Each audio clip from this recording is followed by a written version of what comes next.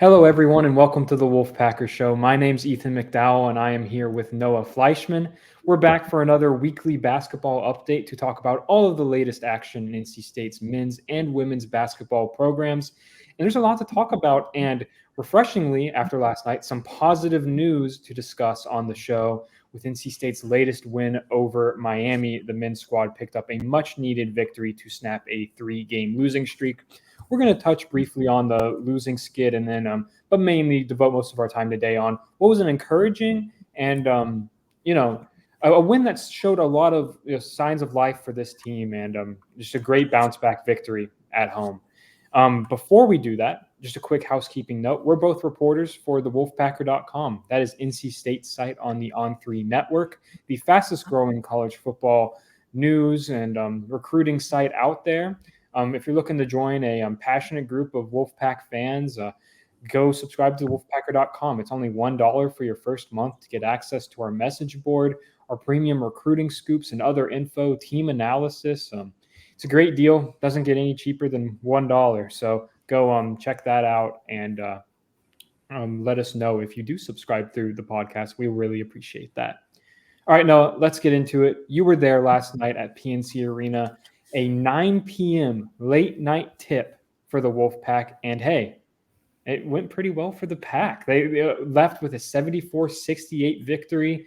It was back and forth throughout, but I had the feel. It felt like NC State was the better team throughout that game. I was never really super concerned that NC State was going to drop it because I thought they were playing better basketball than Miami did last night. But I'm interested to hear just your initial thoughts on the win, Noah, in a much-needed victory for NC State. It looks, it's the best they've played in a few games, and I think that's a good thing. And we can touch on this losing streak they went on. It was 3 games. Virginia Tech was kind of one that they had a chance to win and just didn't go their way. And 2 guards got loose there, and then after that, it just was not pretty basketball at Virginia and at Syracuse. 15 points the first half at Virginia, 22 points in the first half at Syracuse. Dug themselves in a hole. They played well in the second half in both games. Were able to force overtime at Virginia, cut it to 9 late at Syracuse, but it was too little too late. And they ended up losing them. So they come home, and then they got a much-needed win, as you said, against Miami, a team who leads the league in three-point shooting, second in three-pointers made per game. And NC State did really, I think, really well on making them take tough shots and limiting the three. Miami was 7 of 28 from 3. That's good for 25%, 36.4% from the field, which was the lowest it shot this season. So NC State's defense showed up. Its offense, which is the part that hadn't shown up in games recently, came to play. They scored 74 points, 41 again in the second half. The second half continues to be their better half lately. Even when they get off to these poor shooting starts, they somehow can get 40 points in the second half. And if you can do that with a good shooting start like they did against Miami, it usually will bode well. And you look at it, DJ Horn got out there for 24, and then Casey Morsell got rolling again with 17 points. So it was, a good all-around effort and a game that I think a lot of Pack fans had, the season hinged on it in a way, right? If they lose, people are going to be calling for a new coach. If they win, we're in the situation where we are right now, and people are like, okay, we'll see what happens down the stretch. 10 games to play. They're 6-4 in league play so far, and they have a lot in front of them, but it was a win they needed. Yeah, absolutely. And you mentioned Casey Morsell. I'm watching the game and watching the past few games. I think he just deserves a shout out because I think he's playing at the level right now that NC State fans were really hoping for this season. I think he's just playing some phenomenal basketball right now on both ends of the court. He had one play where I believe he was whistled for a foul on the play, but he got turned around defensively. And he fully palmed the basketball, and it was a great defensive play. It should have been a jump ball. They whistled him for a foul. It wasn't a foul, but I thought that was just a good example of just the high level defense he's playing right now to go along with he had one streak where what was it like 10 straight of NC State's points. It was 7 or 10, one of those two, where he carried the offense for a stretch of that game and was just a really, really impressive player throughout that one. And kind of related, but no, I wanted to talk about the starting lineups because we've seen Coach Keats kind of switch things around and really overhaul the rotation as a whole. Just What did you think of the new starting five of Michael O'Connell, DJ Horn, Jaden Taylor, Casey Morsell, and DJ Burns? The return of the 4 guard lineup. Yeah, it worked, but it was more of a matchup thing. Miami plays 4 guards too, and then Norchad Omier, their big, he can shoot the three. They shoot the three from all over. So Coach Keats was looking for a way to find to match up, and that was a way to do it because their 4-man can shoot threes. So they moved Casey Morsell there, and it worked. All right, you let O'Connell on the point, and things happen. And I think for the most part, that isn't really a lineup we've seen. It's not a starting lineup we've seen. But those 4 of the 5 played starters minutes. DJ Burns only played 13 minutes in the game. Just was not a matchup for him. With Norchad Omier being such a smaller big that can run the floor, that can hit the three, it was not a good matchup. More of a Ben Middlebrooks, Modiara, which we saw a lot more of in the second half of that one. So it worked out. I think the rotation, as you said, we kind of touched on it. DJ Burns loses some minutes just because, couldn't keep up. And I think that's, it's a problem on the defensive end and on the glass especially because, Miami had 20 offensive rebounds in the game. And a lot of that's just Norchad Omier just crashing the glass and getting what he wanted. So that was a problem. But other than that, they played pretty well. The rotation worked out well. When you look at it, Modiar played 14 minutes and still grabbed 5 boards. Ben Middlebrooks with 15 minutes and 5 points and 4 boards. So they got what they wanted, I think, out of that center spot a little bit. And then DJ Burns, he played 13 minutes, had 4 points, no rebounds. He did have 3 assists, but not kind of what they were looking for. So the matchup didn't work out well. But the guards came to play, and that helped him out a lot. And we'll see what this rotation looks like down the stretch. But LJ Thomas, I think, deserves more time on the floor. We've seen him on the floor a little bit more recently. He's just a guy that hustles. I think, you see him on the court. He puts the most energy when he's out there. And in the last 2 games, he played 11 minutes at Syracuse, scored 7 points and had 3 rebounds, and then played 8 minutes last night. No points, but 2 assists. So he's good at keeping the ball hot. And I think that, the more he plays, the better he'll get. I think he's a guy that deserves more time on the court, and we'll see what they do in these last 10 games. Yeah, I was going to ask you about him if you didn't bring him up because I was really encouraged by what I saw out of him. He played 8 minutes, and he didn't score, missed his only shot attempt, but he did have 2 assists. And, most of the impact I agree that he had just isn't going to be something that shows up in the box score necessarily. But I thought, he's contributed in the past couple games. Of course, he had 7 points against Syracuse. So he's emerging into a little bit of a role here. I agree. It's deserved minutes for the sophomore from Florida. I think he's a good player, and I hope to see his minutes kind of continue to expand as well. So before we look forward on the schedule, let's briefly touch on those losses to Virginia and Syracuse. The first one, a 6-point overtime loss to UVA. This one was one where, they score, 15 points in the first half. Not a good offensive showing against, the Virginia pack line defense, which is notorious for doing that to teams. But hadn't done it to definitely didn't do it to NC State in their first meeting, and hadn't done it to a ton of opponents this year. But playing at John Paul Jones Arena is a different beast, and NC State kind of struggled there before coming out in the second half, outscoring UVA by 12 to force overtime before falling just short. Balanced sort of scoring night. You had Casey Morsell with 13, DJ Burns with 11, and Michael O'Connell with 10, another guy who I think has stepped up in the past few games, made some really solid contributions. But Noah, you were in Charlottesville. What did you think of this game, particularly the response in the second half?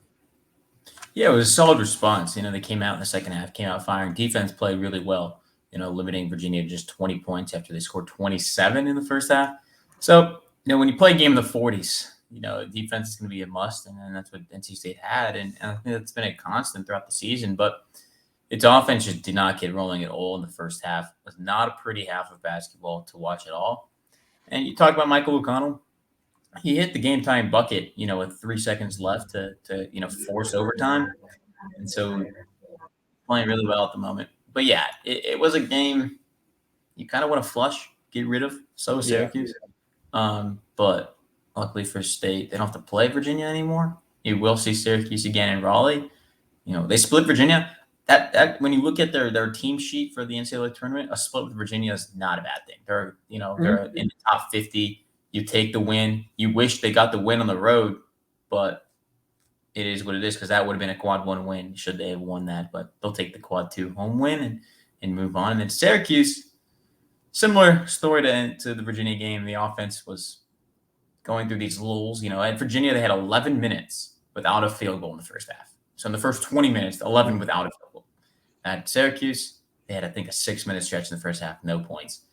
That hurts. And then in the second half, they come out and play. So it's kind of the same story in both of them, but they figured it out, it seems, at least for one game, that they can get rolling in the first half and then play the second half, which has been consistent for most of the year of, anywhere from 30 to 40 points. And if you can do that, I think they feel pretty good about themselves, scoring 40 and a half. Yeah, the UVA loss was one where I kind of just like shrugged my shoulders. It's like it's tough to win on the ACC and on the road. UVA's the best team in the ACC at home, so it's that one. I that didn't really raise my eyebrows that much. I thought it was encouraging that they fought back the way they did. And it was great to see multiple players contribute in different ways down the stretch there. But the Syracuse one was a bit more concerning. To me, I thought you really, really had to split those two games to have a chance at making the tournament, barring some incredible run down the stretch here. But they didn't. They were losing by 16 points at halftime. Again, Casey Morsell had another good game, 14-5. DJ Horn had 15, 5, and 4.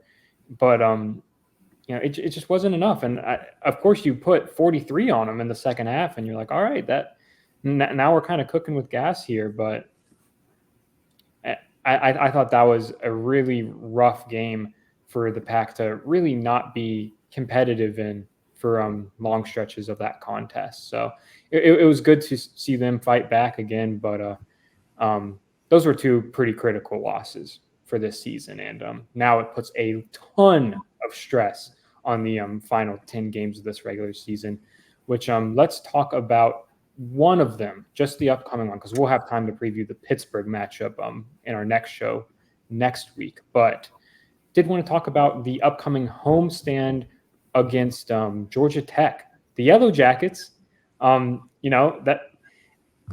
not a gimme game. If they showed anything yesterday, they hosted UNC and defeated the number 3 team in the country 74-73 on a last-second bucket. Been a weird stretch of the schedule for them. I mean, before that, they had lost 3 straight conference games, including a 23-point blowout or 24-point blowout to Virginia Tech on the road. So, they haven't been a great home team. Great road team, I mean, but they were able to beat Clemson on the road earlier this month. But it's not a gimme win. You can't just pencil that one in as a win. They showed that they can beat the best of the best in this conference. So, Noah, what do you think about the upcoming matchup with the Yellow Jackets? They're an interesting team. They play good teams well, and they play decent teams not great, which is weird if you look at their schedule. I mean, they beat Duke in December at home. Then they go to Duke and led. I think in the second half of that one, they fell, lost by 5 points. Then they beat North Carolina last night by 1. It's a team that's weird, but this shouldn't be too big. It's a team that Kevin Keats has a problem with, perennially, but it's a new coach in David Stoudemire. I don't think this is as much of an issue. I mean, they played really well against North Carolina. Don't get me wrong. They've got 3 wins in the ACC, all against teams that are, the top 30 in the net. So I think that shows you, what they're able to do. But in all honesty, I think that, this might be a hangover game for them coming off, their biggest win of the season over the number 3 team ranked in the country. And NC State coming off of a win against Miami, I think is a good thing. So we'll see. We've seen this before with Georgia Tech this season.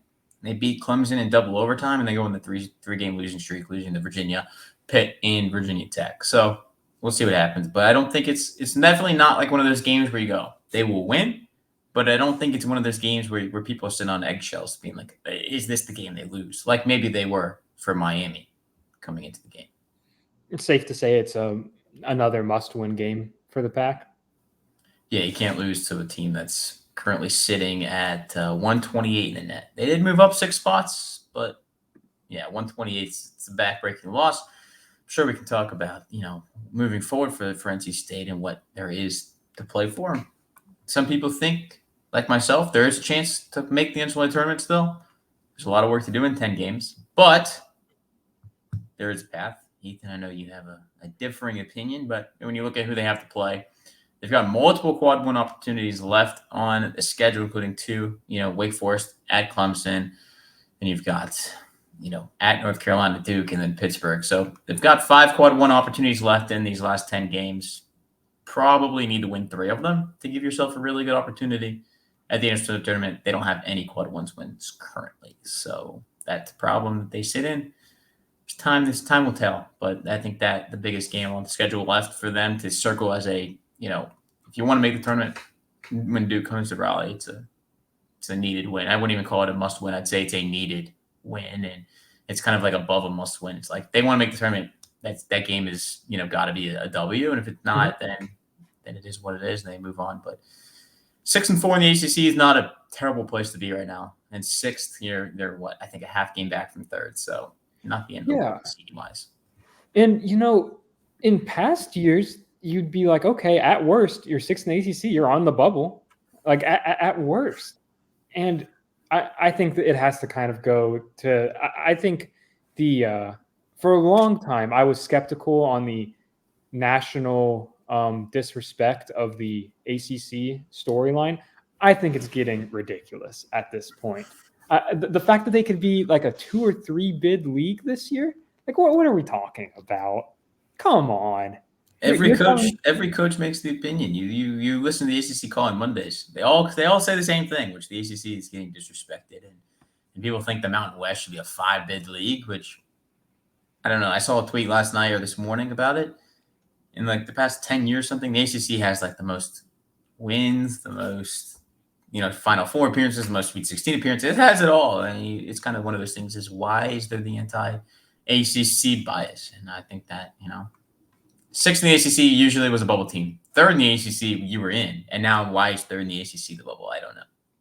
Yeah, and we have this conversation every freaking year, Noah, because it seems like the line just continues to climb, right? Like I feel at one point the ACC was like an 8 bid league, and not even like too far back, like 5 years ago, and then I feel like that line has just slowly crept up, and every year some team creeps in that 8-9 line, and then they go on a huge run to an Elite 8 or a Final Four, whether it's Miami or someone like that, and you're just like, oh, wait, this is a team we slept on. Got to remember not to do that again. And then here we are sleeping on the entire middle of the pack of the ACC, when I wouldn't be surprised if a team like maybe Wake gets hot down the stretch and then they go on a tournament run. Heck, maybe I think Wake's the team to do it, right? So yeah, Wake's the most capable to be that under the radar team. They've got the pieces to be really good. They are a really good team. They're a bubble team.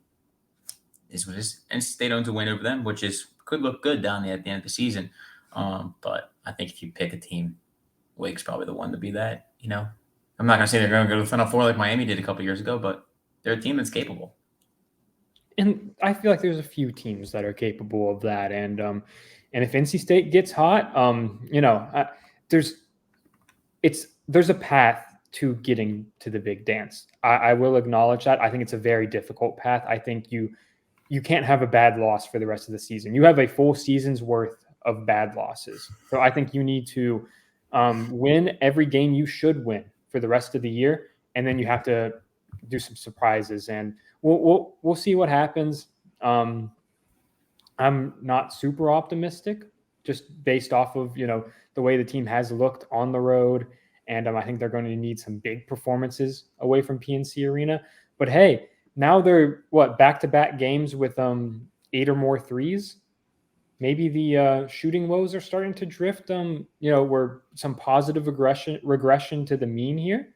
So we'll see what happens here. And if that happens, if they continue to shoot well, I mean, they're obviously a completely different team when the threes are falling. So we'll see how that translates to the rest of the season. Again, you got to beat Georgia Tech and Pittsburgh. Have to. So big week for the Pack coming up, and we'll be here with full updates on every twist and turn of that journey. All right, we're going to switch over to the women's team for the second half of our show. Before we do that, I want to say a quick thank you to our sponsor, Game Time. Game Time is a ticket buying and selling marketplace. Whether you're looking for tickets to the next NC State game, men's or women's, whether you're looking for tickets to a Hurricanes game or literally whatever you have in mind, they have it. A concert, comedy show. I'm just scrolling through the app to see everything they have. They have just about everything. So go check it out on the Game Time app. It's on every single app store. And then you can also find it on your web browser at gametime.co. That's not .com, that is .co. And, you go and you pull it up. And my favorite thing about the app, Noah, is when you pull it up, you can see the exact view from your seat. I'll hold it up for those watching on YouTube. This is for a Hurricanes game later this year. You can see exactly the view from each seat. They have the cheapest tickets listed at the top. So you can find your best deal. And to sweeten that deal a little bit, if you do go to Game Time and use it, you can use code WOLFPACK, that's all caps WOLFPACK, for $20 off your first purchase. So makes one of these games even more affordable to go to. And so go check it out. Game Time app or gametime.co on your web browser. All right, Noah, let's talk some NC State women's hoops. They just continued to build on their positive momentum. Since we last spoke, they have defeated Clemson and Boston College on the road, both in blowout fashion. Neither of those teams are that great, but it was just good to see them pick up authoritative road victories after dropping their last game away from Reynolds Coliseum to Miami. So 3-game winning streak. They're back up to number 5 in the AP poll. And now we get the stretch of the calendar that I had circled on from the day of the schedule release. I mean, you have UNC at home, Louisville at home, Virginia Tech at home. Those are 3 massive games, Noah. 3 really, really exciting home matchups, 3 sold-out matchups at Reynolds Coliseum. So, Noah, from what you've seen of the women's team, let's get a quick vibe check of where you're at with the Wolfpack women's basketball program. Yeah, I think that they're in a good spot. You look at what they've done recently. What they've done, I guess, has the full body of work as well. 2 losses in conference play. They've been able to shake them well. 3 straight wins, including 3 straight, pretty handily wins, 3 blowouts. I think it's a good, this stretch. We talked about the men's team and then a 3-game stretch they had, and it was not going well. This is the opposite. It's going really well. Going into the, I would argue the toughest 3-game stretch they're going to have the entire season until they get to the NCAA tournament at this point. And I think that this is a positive. It's a positive. This will learn a lot, right, in this next 7 days between North Carolina, Louisville, and Virginia Tech. Luckily for State, they're all at home, and they get some home cooking, and everyone's healthy, so that's positive. But I think the women are in a good spot, going into this 3-game stretch where, they could have let the loss at Miami, affect them going into other games. They didn't, which I think is a good thing to see. And we can see what happens when they play 3 of the most talented teams in the ACC on back-to-back-to-back games. Yeah, I mean, you look at it, and they're 8-2 and 6-2 in the ACC. They're still in 5th place in the conference, but their next 3 opponents are 3 of the 4 teams ranked ahead of them. So everyone in the conference has at least 2 conference losses right now, except for Louisville, which is 7-1 in the league and 18-3 overall. It's a good Cardinals team. That's going to be a fun game Monday night. It's the Play for K game this year, so make sure you come out to that one at Reynolds. But it's going to be an electric stretch here. I mean, you look at it. Yeah. The fun part about watching this team, the fun part about covering this team is it's someone's else's game every single night. It seems like, Isaiah James goes out and has a career high against Duke, and then she struggles a little bit at Clemson. So Madison Hayes steps up and has 24 points and 9 rebounds. And then the next game, it was a little bit of everything. And then Isaiah James was back and had 24 points of her own. So what I've really enjoyed about this team is even when one of their stars is not playing well, it seems like someone's always stepping up. The Miami game was really the only game where we didn't see someone step up in a major way, you know? So as long as that trend continues and you're getting just the consistent contributions of like, you know, Sanaya Rivers getting 15, 5, and 5. She has 7 steals in back-to-back games. Notre Dame point guard Hannah Hidalgo has a pretty convincing case for ACC Defensive Player of the Year. But if Sanaya keeps this up, I mean, she's going to make that race really, really close, and it's going to be fun. But and you have Mimi Collins, who I don't think is talked enough about. She's one of the top contenders from, you know, the National Power Forward of the Year award. So and she had 17 and 7 against BC, and it just consistently hits like timely buckets. I feel like all of her scoring is fairly quiet, but it always seems like it's coming at the moments when NC State needs it most. And then you look up and you're like, oh wow, she was the second leading scorer this evening. So you know, she's having a tremendous impact back in the power forward role. And then River Baldwin is still working her way back, but just having her on the court, like we've talked about it before, like just having her on the court, having her presence there, drawing the defense in a little bit, being there for rebounding and being able to defend the opposing team's best post player. She's not quite back at the form that she was playing at before her injury.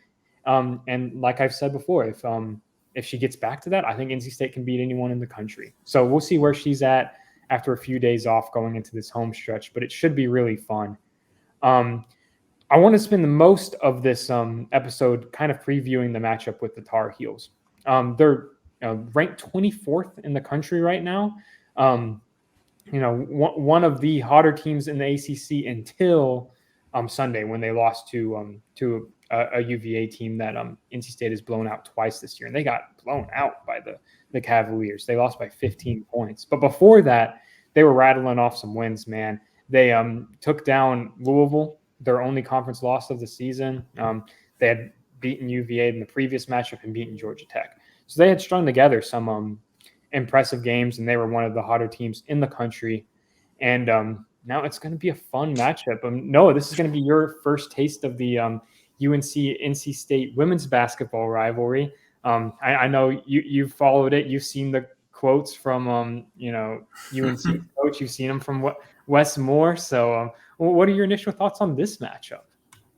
Yeah, I think a small gym is a fun place to play, and I think it's gonna be cool. I think I like the trash talk between the two schools. We've seen it in football, we've seen it in women's basketball, and then on Friday night we'll see it in wrestling in the same gym with two coaches that are within North Carolina coaches that's talking a little bit. But I think it's good. I think it's good for the rivalry in all sports, but especially women's basketball, where there's such a storied tradition of it at NC State, and you know what you're going to get from North Carolina. So I think it's a good thing. One thing you talked about, is North Carolina's playing well in ACC play. Well, back in the ACC-SEC Challenge, they led South Carolina by 11 in that game. Like, this is a good team that's coming to Reynolds, and I think it's going to be a really high-level game with the Tar Heels, and I'm excited to watch that one on TV. But coming off a loss, I think that makes them even more dangerous, right? They get blown out by a Virginia team who's not done well this year in ACC play. I think that just makes them hungry to win. And doing it against their arch rival, it's going to be, even more reason to get up. So I think NC State's got to have to be ready to go, because UNC is going to try to come throw a punch, and is to see what NC State does when they do throw a punch, because a team like this is going to come in and it's going to get their time on the court. It's going to make a run at some points. It's just all about how the Wolfpack can respond. And I'm keeping an eye on Isaiah James this game, because last year at Reynolds Coliseum, one of the last games of the regular season, it was her kind of announcing that, hey, like I'm a star. It was like I am going to be one of the best guards in the ACC. She took over that game, made some clutch shots, and won that one for the Pack. And it was one of those games where it was such a up and down season for the Pack last year, where So many injuries, so many players having to step up into bigger roles than they originally expected.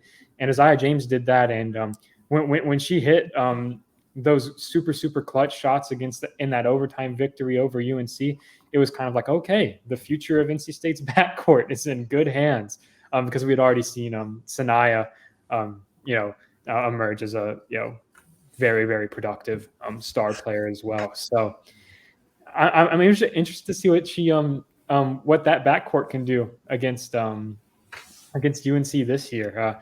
As far as the atmosphere goes, Wes Moore tossed a little fuel on the fire after the Boston College went on WKNC after the game. He said to the radio folks, I think someone called our fans classless Thursday night. I hope we're real classless. I hope we bring the heat. Both coaches lean into the rivalry, and it makes it fun, man. I think it's all good-natured fun between the two programs, and it'll be some intense competition. I know the crowd's going to be rowdy, and I love Reynolds Coliseum. I've mentioned that many times on the show before. I think it is one of the loudest venues I've ever been in of any sport. And last year, when Isaiah James, I forget if it was the hit to tie the game or take the lead. She hit one shot where my computer was sitting on the table on the baseline there, and it was like rattling because it was so loud the table was vibrating. So that was cool. I'm looking forward to seeing that environment again, and it should be it should be a fun one. As far as predictions go, no, I don't know about you, but until I see NC State lose at Reynolds, I'm going to pick them to win at Reynolds. So they're on a lengthy winning streak there, I believe. It's up to 12 games or more at this point. So, I think they'll keep that going. I think it'll be a close game. Deja Kelly, an absolute star for UNC, absolute bucket getter. She's averaging over 16 points so far this season, 16.2. It's going to be someone, they're going to have to watch really closely in this game. I'm expecting Madison Hayes will probably draw the primary guarding responsibility on her because the senior guard guards the best opposing perimeter player on most games. So that'll be a thrilling matchup to watch. It was really fun last year. So all that said, I am going to pick NC State to win this one. Noah, what do you say? Yeah, I'll do the same. In the games that I've watched, in person of this women's team at Reynolds, it's just a different place to play, I think, for a lot of teams. We saw UConn come in and take a lead at one point, but the crowd stayed behind them, and I imagine it's going to do it again. Sold out crowd at Reynolds, I think, is one of the best environments in college basketball, men or women's. I think it's just, one of those difference makers. Even when they're down, I think they get behind this team and try to wail them in front. They did it against UConn. It worked. I mean, this is a team that has proven it can win these big-time games at home, and I think that it can protect home court against North Carolina before Louisville comes because just, a gauntlet of a schedule. If they go, I think, you know what I'm going to say? I'm going to make a bold take here. Okay. If they go 3-0 on this next 3-game stretch, all at Reynolds, NC State may be the second best team in women's college basketball. Okay. Yeah, I like it. I'm not bold enough to say that they'll beat South Carolina because that's just an only animal. But, let's say they make a case to be a top 2 team in the country. I can get behind that if they go out and beat three ranked wins in a row teams in the ACC. Yeah. I mean, shoot, this schedule's so tough. We're gonna have a very good idea of how good NC State is going into March Madness. So I will say that this is almost a mini March Madness. These next 3 games, the quality of play you're gonna see. I think it's gonna be an NCAA tournament environment that we'll see at Reynolds, and I think it's a good thing. And then to touch on Louisville, they're a good team too. They've played games. They're led by Kiki Jefferson who transferred from James Madison. So I watched her a lot last year, and she's a scorer. She's electric. She had 27 at Boston College or against Boston College earlier this year. So she can get to the basket and make things happen. They're a good team too. They did get blown out by UConn. It's one of the common opponents from the non-conference schedule, but Louisville's good. They only have one conference loss for a reason. Yeah, I mean, you talked about the NCAA tournament. It's also like an ACC tournament preview. Like, would you be surprised if there are 3 games in the path to a potential ACC championship were just, UNC, Louisville, and Virginia Tech? No, like that could easily be what it's looking like in Greensboro in a couple months here. But yeah, super excited for this upcoming stretch. If you don't already have a ticket, it's sold out, but you can find tickets on the secondary market. So make sure to show up and support them, and it'll be fun. Game Time app has them. On the Game Time app, use all caps code Wolfpack for $20 off, and be there. All right, that's all for today's show. Thank you so much, everyone, for watching and listening. We'll be back next week for another one of our weekly updates, or maybe we'll have to hop back on your feed if some news breaks elsewhere. But if not, we will see you next Wednesday. And thank you all for watching and listening. We'll see you soon.